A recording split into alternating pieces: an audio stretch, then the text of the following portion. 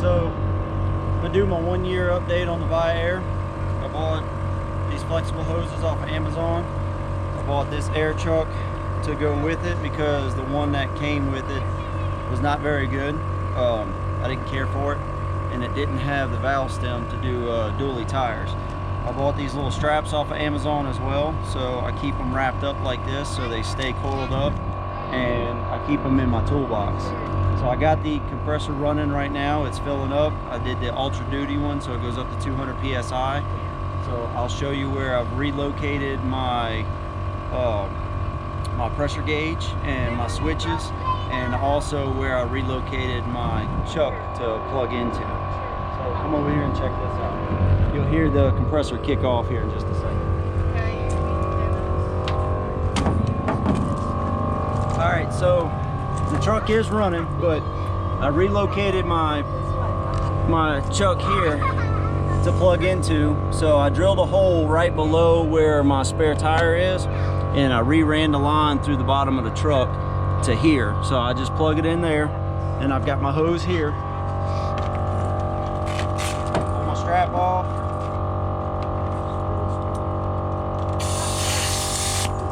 Plug that one in.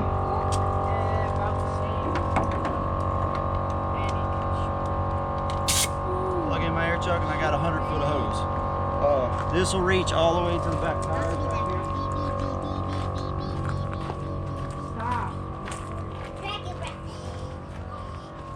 And if you look, it still pretty much touches the ground. So let's see. Why the video? I also have the TPMS. It's the TST version, and these are the pass-through valves that go on here. So I've got that on all of my trailer tires, and I have the TST regular ones on my truck tires because those don't normally need air. This works pretty well. Some can see the pressure gauge.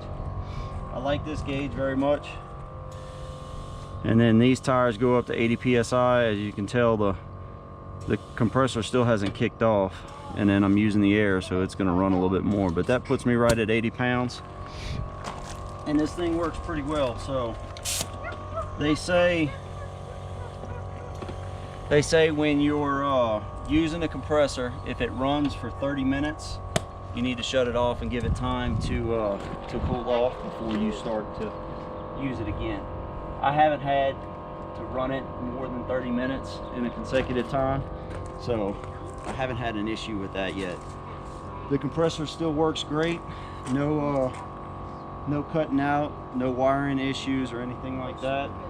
So we'll go in here and I'll show you exactly where I relocated my gauge and my switches, and we'll talk a little bit about that.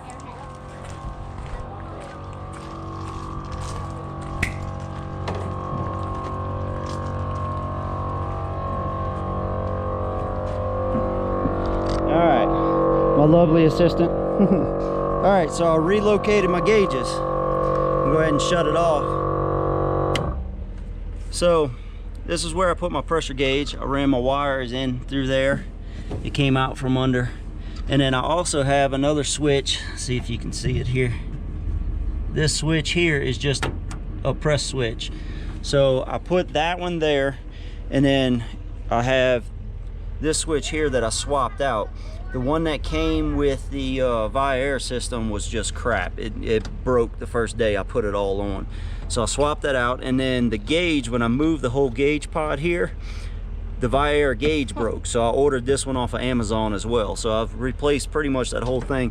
The only thing that's original is the actual bracket here. I like having two switches, so I can leave the one in here on, and whenever I want to kick the compressor on, I can just press this one without having to lock it up, or I can just shut them both off, and then this is locked inside of my toolbox, so that works great. I also have an air jack. It's 12 tons, so that'll pick up the entire trailer if I needed to. I keep some tire tools in here, and that works out great. But you've seen my my air gauge and my lines. Now, originally I had my air chuck here, and that's what I relocated down below the toolbox. And reason being that I did move that is I didn't want it up there because we store the stairs in the back of the truck while we're moving. So having that there is just giving me a reason to snap it off, and then I'm gonna have a bigger issue. So I went ahead and relocated it under back here by the license plate, and it seems to have worked very well for me so far. Originally my gauge I had screwed into right here, and it just kind of stuck out into the truck a little bit, and I had ran the wires up through the back side there. But this works great. I love having it in my toolbox, and it seems to help quite a bit, you know, with locking it up and keeping it from running. My compressor is basically right in front of the trailer hitch there, kind of it's under the truck. I think some of the screws are actually covered by the toolbox, and then the air tank is still over here on the side. So let's see, if we go right here under the truck, I'll flip you up, that should be the air tank there, and then I don't know if you can see the compressor there, but that's where the air tank and the compressor are. So overall I love it. It's been almost a year and a half since we installed it into the truck. It has saved me quite a few times. I've had to put air in tires. I actually had a tire catch a nail on our way back from Jacksonville to Mississippi, and my TPMS caught it. It dropped down to about 60 psi. I pulled over, I plugged it, I was able to air the tire right back up right then and there. I'd say probably less than 5 minutes and we were back on the road. So that worked out great. If anybody's wondering about the Viair and you have questions about it, I'll answer anything I can answer. I'm not an expert by no means, but I definitely would recommend it. The Ultra Duty system that we have has worked wonderful, and I would suggest going with something a higher PSI than what you're planning on putting. So we have 80 pounds of pressure in our tires, and if I went with 100 or 120 pound system, then it would be more difficult to fill those tires up, because you have all the weight of the camper, the trailer, the whole 9 yards are sitting on those tires. So it's going to be tougher for them to air up. If you have a 200 pound system like I have, you notice that little bit of air I had to put in there, it takes no time because your compressor is built up higher. So just a word of advice on that one. Other than that, I can't think of anything else I need to let you know about, but overall I would suggest it, I would recommend it, and I haven't had any issues with it outside of the switches and the gauge. But I think the gauge was more my fault, because when I put it in I tightened it down too much and it spun the inside of the gauge, so that's pretty much why I had to swap that out. The switch, like I said, was just crap.